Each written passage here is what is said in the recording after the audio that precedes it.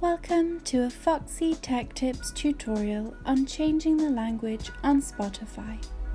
If you find this video helpful, please consider subscribing to my channel and liking the video.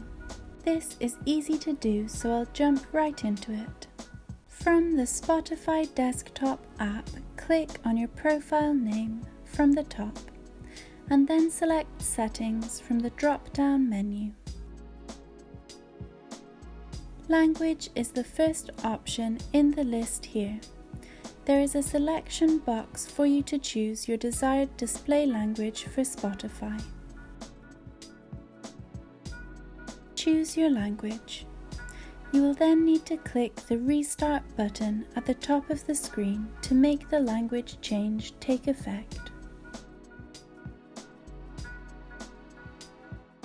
Your Spotify language has now been changed. And that draws an end to this tutorial. Please like the video if you found it helpful and subscribe to Foxy Tech Tips for more Spotify tips and tricks.